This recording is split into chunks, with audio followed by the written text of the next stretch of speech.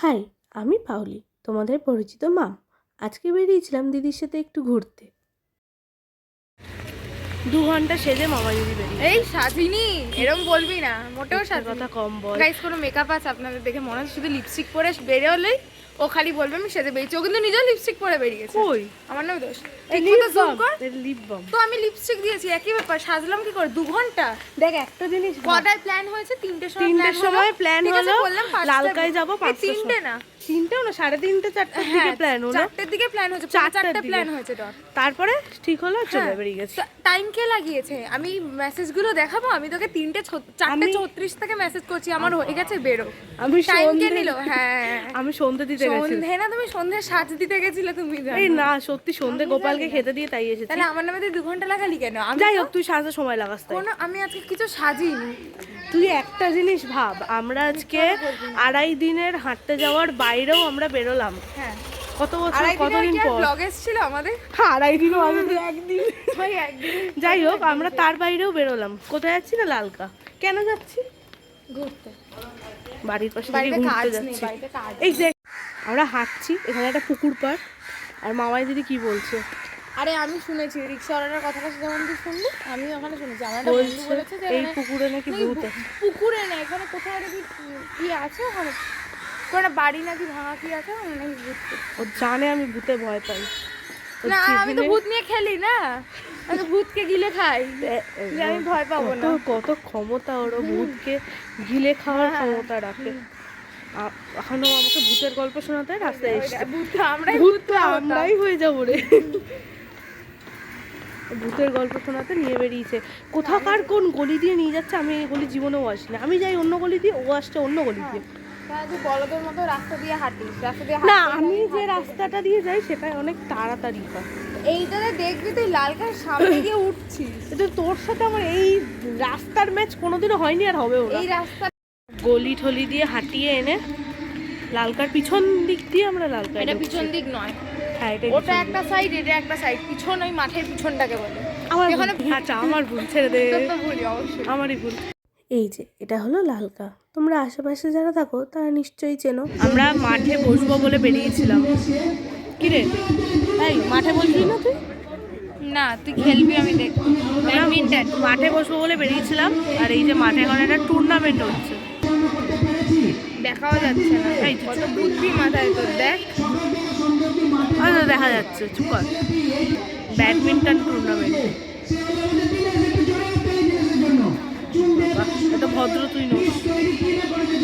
আমি ভদ্রই, কোনোদিনও ছিলিস না, আর হবিও না নতুন করে। একটা ছবি তুলে দে। কিসের জন্য?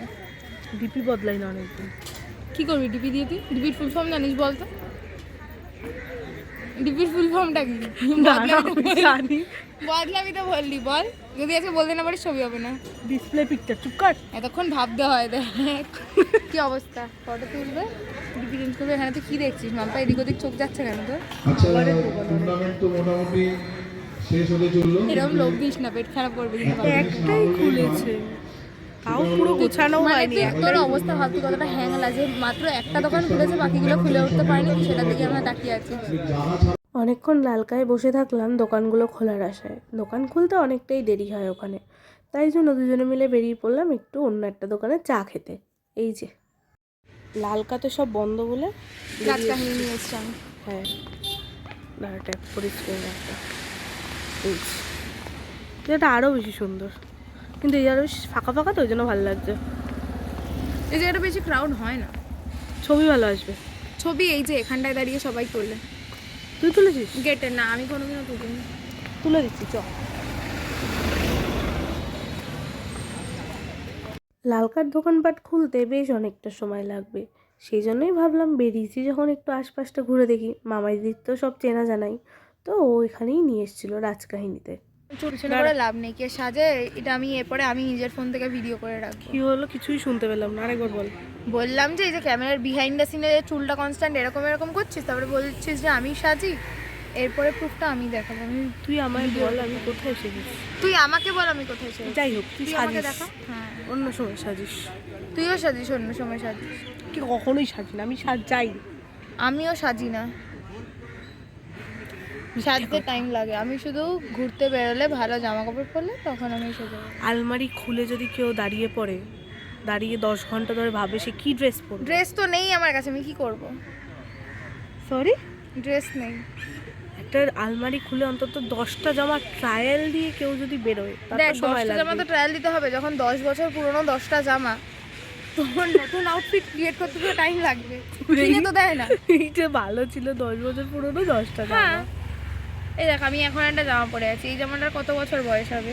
কম করে 5-6 বছর। এটা এখন তো জ্যাম্মা পরে জামাটা, এটা তো ছেড়েই দে, প্যান্টটা দেখ কুচকানো, এটা ফাটা হচ্ছে মনে হয় দেশি প্যান্ট। Indian house problems. তো এরকম আউটফিট যদি ঘুরিয়ে ঘুরিয়ে পরতে পরতে টাইম লাগবে নাকি? স্বাভাবিক, আমার ভুল বলাটা। আমি বললাম আমার ভাল লাগছে না, কি করব। কি বললি তার রিপ্লাইতে? তুই বল। বললাম যে আমি তোকে বড় হয়ে জ্ঞান দিচ্ছি, তুই শোন, কাজে লাগবে। জ্ঞান দেবে? কি জ্ঞান দিবি? তুই জীবনে মোমোর দোকান দিবি তুই আর আমি মিলে একটা? না, না, আমি মোমোলা হবো না। চা? না এই মোমো আর চায়ের প্ল্যানটা আমরা আরো 2-3 বছর আগে না, করেছিলাম। মোমো চা করে লাভ নেই, এখন রাস্তায় পাড়ার মোড়ে মোড়ে মোমো চা, তার থেকে ভালো ট্রেনে পেন বেচা। ট্রেনে পেন বিক্রি করবি? সব থেকে ভালো। বিকম করে ট্রেনে পেন বিক্রি করবি? হ্যাঁ, আচ্ছা, বলবো এই পেন দিয়ে লিখলে আপনি বিকমে পাস করবেন। যা আলাদাই প্ল্যান, ট্রেনে পেন বিক্রি করবে। তো চ ট্রেনে পেন বিক্রি করি, কিন্তু তার জন্য পেন কিনতে হবে, আর পেন কিনতে টাকা লাগবে। ওই টাকা আছে তোর কাছে? নেই। কিপটে আছে, তুই হেঁটে হেঁটে বাড়ি যাস, আমি জানি। ওই টাকাগুলো জমাস। হ্যাঁ, তুই শোন, তুই আর আমি 1 মাস করে টাকা জমাবো, জমিয়ে আমার জীবনেও টাকা জমবে না।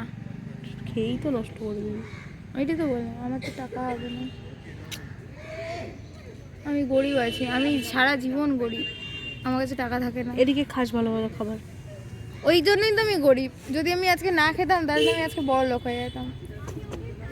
নিজে ওই দেখ গাছের পাতাটা নড়ছে, কিছু নেই মাম্পা, ব্যাস। তো চুলটাও খোলা, লম্বা চুল, তো রাতে বুঝবি আজকে। করিস না এরকম, ঝাড়গ্রামে আমি যা ফেস করেছি, উফ বাবা। আমরা নিজেরা কিন্তু অনেক কিছুই কিনে খেয়েছিলাম, তাই ফেরার সময় ভেবেছিলাম মা বাপির জন্য কিছু একটা নিয়ে যাব। তাই ফেরার সময় 4টে ফিশ ফিঙ্গার একদম ভাজা অবস্থায় নিয়ে যায়নি, জানো তো, এখানে কাঁচা পাওয়া যায়। কাঁচা বলতে এই যে গড়ে রাখা রয়েছে এরকমভাবেই, কারণ আমি জানি আমার ফিরতে 7:30-8টা বাজবে, তখন আর কেউ এগুলো খাবে না। সেই জন্য আমি ওরম গড়া অবস্থাতেই নিয়ে গেছিলাম, যাতে মা পরে ভেজে দেয়। লালকার এই জিনিসটাই কিন্তু ভালো, জিনিসগুলো তুমি যদি চাও কোনো রকমের চপ বা পকোড়া, ওটা কিন্তু এইভাবে গড়া অবস্থাতেও তোমাকে বিক্রি করবে। মায়ের শরীরটা এখন কিছুটা ভালো দেখায়, মা নিজেই বললো, যা একটু ঘুরে আয়, সবসময় বাড়িতে কেন থাকিস, দিদির সাথে একটু বেরিয়ে আয়। আমি 100 টাকা দিয়ে দিচ্ছি, 40 টাকা দেয়। কাবাব খেতে যাইছো?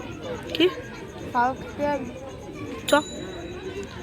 একটু আগে আমাকে কি কি জ্ঞান দিলি? ওই যে বললাম তোকে টাকা কেন থাকে না আমার কাছে। হ্যাঁ, সেই আমি তো চিরজীবন গরিব, ভিখারি আমি। খা এবার। খাবো আবার এরম ভাবে নিয়ে বসে আছি, তুই ওয়েট ওয়েট বলছিস, এই নাড়ুর মতো দিচ্ছি। এটা তোরই চয়েস ছিল। আমার চয়েস ছিল, আমি বুঝেছি নাকি এরকম নাড়ুর মতো দেখতে কিছু দেবে? আমি তো চিকেন পপকর্ন অন্য কিছু নেই, খেতে নেই।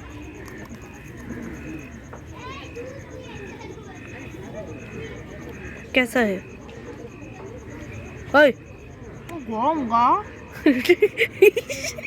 মুখ গরম পড়ে গেছে।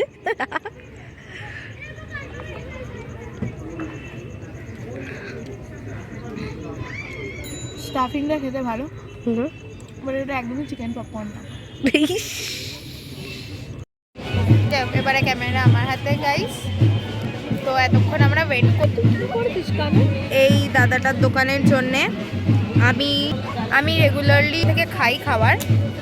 ও আমাকে বলেছে যে ও যে খাবারটা খাওয়াবে সেটা খেলে নাকি আমি রিগ্রেট করবো, কেন আমি আগেরটা কিনি। হ্যাঁ অবভিয়াসলি, মানে ওটা আগেরটাও তোরই চয়েস ছিল। আগেরটা আমার চয়েস ছিল, বাট আমি বুঝিনি। মানে আমি তোকে বললাম না যে তুই তখন বলছিস যে খাবি খাবি করলি, তখন আমার দোষ না। তো ওই দোকানটাই খোলা ছিল মাম, তুমি একা বলেছি, আমিও বললাম ঠিক আছে খেলে খা, বিকজ আমিও ভাবলাম হয়তো আজকে ছিল মিউচুয়াল। বাট আমি বারবারই বলছিলাম যে দেখ দাদার দোকানটা তো খুলছে না, বাট দাদার দোকানে অ্যাকচুয়ালি একটা চিজ বল পাওয়া যায়। দাদার দোকানে অনেকগুলো আইটেমে আমি খাই, তো তার মধ্যে থেকে এখানে যে কটা দোকান আছে মোটামুটি অনেকগুলো দোকানে চিজ বলটা পাওয়া যায়। তো সব দোকানে কম্পারেটিভলি প্রাইসটা বেশি, বাট দাদার দোকানে একটু কম প্রাইস আর জিনিসটা খুবই ভালো। আমি জ্ঞান দিয়ে দিলাম, আমি কিন্তু জানি না, আমি খাইনি। না, তুই খা, খেয়ে ওর কথাই বলে দিল। চিজটাও ভালো। হ্যাঁ চলো খাবারটা আসুক, তারপরে আবার আপডেট দিচ্ছি। কি এটা? Cheese ball, chicken cheese ball.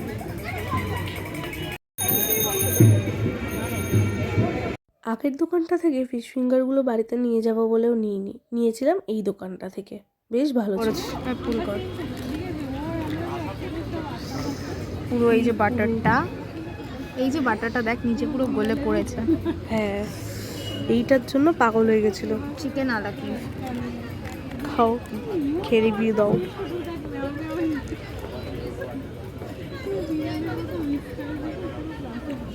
খুব টেম্পটিং। আজকে সব মামাই দিদির চুজ করা খাবার খাওয়া হচ্ছে। এরপরে আমি বেরিয়ে পড়েছিলাম আমার এক বান্ধবীর গিফট কিনতে। কালকে ওর বার্থডে সেলিব্রেশন, গিফট কিনেই বাড়ি চলে গেছিলাম।